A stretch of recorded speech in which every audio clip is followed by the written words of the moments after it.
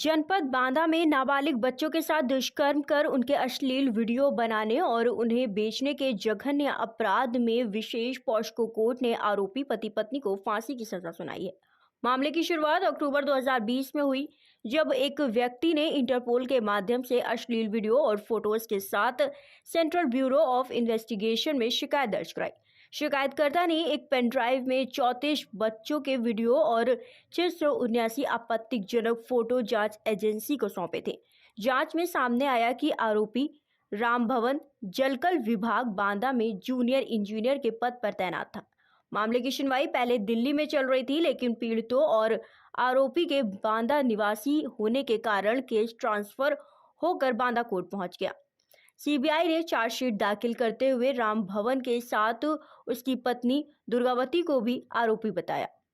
विशेष POCSO court के न्यायाधीश प्रदीप मिश्रा ने मामले को अत्यंत संगीन और जघन्य अपराध करार देते हुए दोनों पति पत्नी को मृत्युदंड की सजा सुनाई। साथ ही न्यायालय ने जिलाधिकारी को पत्र जारी कर केंद्र व राज्य सरकार को निर्देशित किया कि प्रत्येक पीड़ित को 10-10 लाख रुपए की आर्थिक सहायता प्रदान की जाए।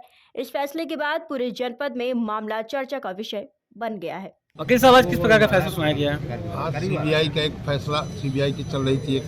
दरअसल ये अक्टूबर 2020 से सीबीआई को एक इंटरपोल के द्वारा एक सूचना दी गई थी कि एक व्यक्ति 3 नंबरों से छोटे छोटे बच्चों के 7 से लेकर के 18 से 20 के बच्चे हैं, उनकी जो है सेक्सुअल असॉल्ट करती हुई पूर्ण वीडियो बना करके उसको इंटरनेट पे लोड करना है। और करीब 34 बच्चे थे। एक पेन ड्राइव भी सूचना देने वालों ने दी थी, जिसमें 34 बच्चों की वीडियोस थे और 679 फोटोज जो उसमें थे। उसको लेकर जब पेन ड्राइव मिला तो फिर केस रजिस्टर किया नई दिल्ली में सीबीआई ने, चूँकि जुरिडिक्शन यहीं का था, बच्चे यहीं के थे। और जो ये एक्यूज्ड है राम भवन, ये जलकर विभाग में जेई था, तो इनके नंबर से जब ट्रेस हुआ तो इसको गिरफ्तार किया गया। गिरफ्तारी के बाद फिर इनको फरवरी, इसको और इसकी पत्नी को दोनों को गिरफ्तार करते हुए और इनको फरवरी में इनको चार्जशीट लगाई।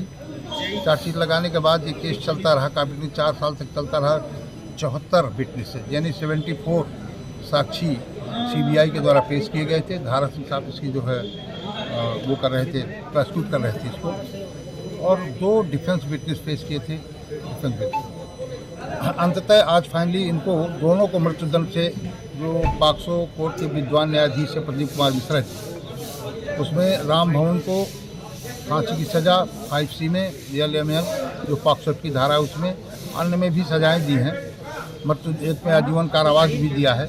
लेकिन अब चूँकि फाइनली उन्होंने 1 लाख रुपया जुर्माना उसमें भी कहा है, तो 5 वर्ष वो फांसी की सज़ा इनको, और दुर्गावती को भी 120B का दोषी पाते उनको भी फांसी की सज़ा दी। और ये लिखा है कि जब तक इनकी मृत्यु न हो जाए तब तक इनको अंतिम सांस तक फांसी पर लटकाया जाए। और ये भी कि बच्चों के पुनर्वास और राहत के लिए डीएम को एक पत्र लिखा जाए कि ये 10-10 लाख रुपया केंद्र और राज्य सरकार आपसी सहमति से बच्चों को दें। और ये जो धनराशि जो मिलेगी इसकी, तो वो धनराशि भी पीड़ितों को आपस में। अच्छा, जो बच्चे शिकार हुए थे उनका इलाज कहाँ चला था? उनका इलाज एम्स में ही उनका वो कराया गया, मेडिकल भी एम्स में कराया गया दिल्ली में।